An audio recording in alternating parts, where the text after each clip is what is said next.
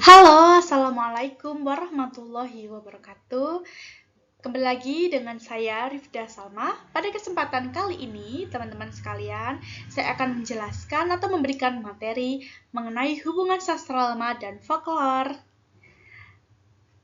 Simak materi berikutnya. Nah, ini adalah poin-poin yang akan aku bahas di dalam materi folklore dan sastra lama. Nah, ini dimulai dari pengertian folklore, jenis folklore, lalu penjabaran dari jenis-jenis folklore ini ada folklore lisan, folklore sebagian lisan, folklore bukan lisan, dan juga ada pengertian dari sastra lama, sejarah sastra lama, dan juga ciri-ciri sastra lama. Masuk ke pembahasan pertama, yaitu pengertian folklore. Folklore merupakan cabang ilmu pengetahuan yang mengulas mengenai kebudayaan rakyat. Nah, folklore terdiri dari dua suku kata, yaitu folk dan lore. Dandes menjelaskan dalam Danan Jajah tahun 1997, folk adalah kumpulan manusia dengan ciri-ciri fisik, budaya serta sosial yang sama sehingga dapat dikenali dari kelompok yang lain. Sedangkan pengertian dari lore adalah adat ataupun pengetahuan dari nenek moyang yang diwariskan secara turun-temurun baik secara lisan maupun non-lisan. Dan yang non-lisan ini biasanya bisa berbentuk tingkah laku ataupun suatu yang berbentuk material dan non-material. Sekarang kita masuk ke jenis-jenis folklore. Jadi jenis-jenis folklore itu terdapat 3 bagian. Yang pertama adalah folklore lisan atau yang bisa disebut dengan verbal folklore. Contohnya adalah dongeng, mitos, anekdot, legenda, pantun, dan syair.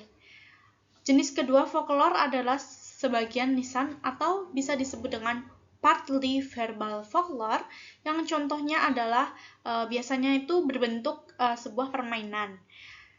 Yang ketiga adalah folklore bukan lisan atau yang bisa disebut dengan non-verbal folklore. Contohnya adalah pakaian, makanan, dan juga minuman. Nah, teman-teman, sekarang kita masuk ke penjabaran dari jenis-jenis folklore. Nah, ini ada yang pertama yaitu folklore lisan, adalah sebuah tradisi yang disampaikan seutuhnya melalui lisan dari generasi ke generasi selanjutnya. Jenis-jenis yang termasuk ke dalam folklore lisan adalah bahasa rakyat, ungkapan tradisional, cerita rakyat, dan juga nyanyian. Nah, sekarang kita masuk ke jenis yang kedua, yaitu folklore sebagian lisan, adalah tradisi yang memiliki perpaduan antara lisan dan isyarat gerak. Nah, isyarat gerak ini memiliki makna hubungan terhadap suatu yang bersifat goib nih, teman-teman.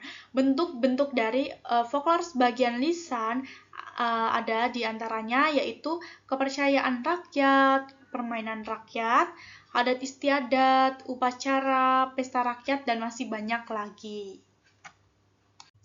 Oke, masuk ke jenis yang terakhir, yaitu folklore bukan lisan. Menurut Zaidan, folklore bukan lisan adalah suatu tradisi turun-temurun yang menggunakan material ataupun non-material sebagai cara dalam pewarisannya. Bentuk-bentuk folklore yang termasuk dalam kategori material yakni 1.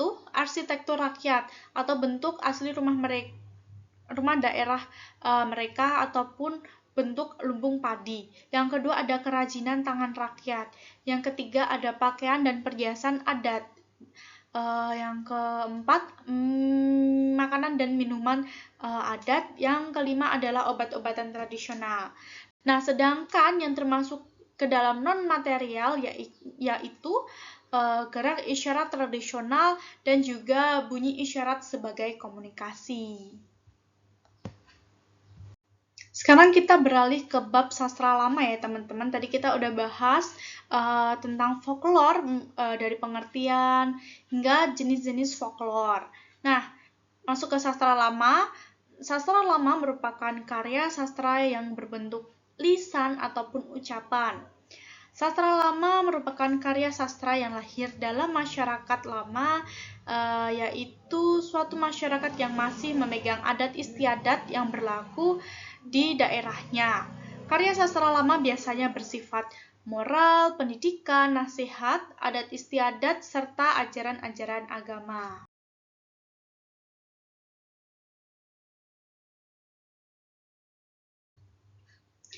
Kita masuk ke sejarah sastra lama berdasarkan periode sasi waktu sejarah. Yang pertama ada sejarah Balai Pustaka atau yang bisa disebut dengan angkatan 20-an. Nah, pada tahun 20-an terdapat sebuah karya yang sangat terkenal pada saat itu dengan judul Siti Nurbaya karya Marah Rusli. Yang kedua, sejarah Pujangga Baru. Sebenarnya sejarah Pujangga Baru ini bukan nama sebuah angkatan, melainkan nama sebuah majalah, teman-teman. Nah, Pujangga Baru pertama kali terbit pada bulan Juli tahun 1933 dan mengangkat nama penerbit Aldi Sahbana dengan judul Menuju Seni Baru. Yang ketiga adalah sejarah angkatan 45. Nah, angkatan 45 ini terdapat tokoh yang sangat terkenal yaitu Chairil Anwar. Di usianya yang belum genap 20 tahun, dia mampu mendobrak dan menjadi sosok pembaharu sastra Indonesia. Angka 45 sendiri dipilih Chairil Anwar karena pada tahun tersebut terdapat hubungan dengan sejarah Moment of Nam. Sekarang kita masuk ke ciri-ciri sastra lama. Yang pertama, terikat oleh kebiasaan dan adat masyarakat. Yang kedua, bersifat istana sentris. Yang ketiga, bentuknya baku. Dan yang keempat, biasanya nama pengarangnya itu tidak ada atau yang biasa kita sebut dengan anonim. Nah, bentuk dari sastra lama itu berupa pantun, gurindam, syair, hikayat, dongeng, dan tambo. Tambo sendiri adalah prosa pada daerah Minangkabau ya teman-teman.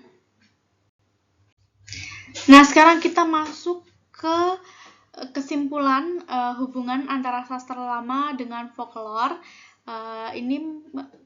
Ini menurut pendapat saya, folklore dengan sastra lama memiliki hubungan yang dapat dikatakan sama, yaitu berasal dari sebuah ujaran atau lisan. Folklore dan sastra lama pertama kalinya memuat tentang kisah sejarah yang diceritakan berkali-kali sehingga cerita tersebut dapat diwariskan secara turun-temurun.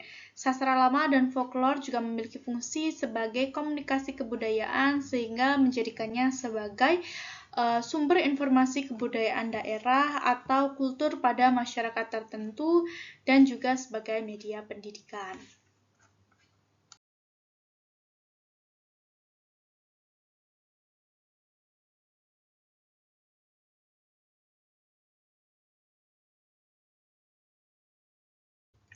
Ya, beginilah akhir dari materi yang telah saya buat. Kurang lebihnya saya mohon maaf. Semoga apa yang telah saya sampaikan dapat bermanfaat bagi teman-teman semua. Wassalamualaikum warahmatullahi wabarakatuh. Dan terima kasih telah menonton video ini hingga akhir.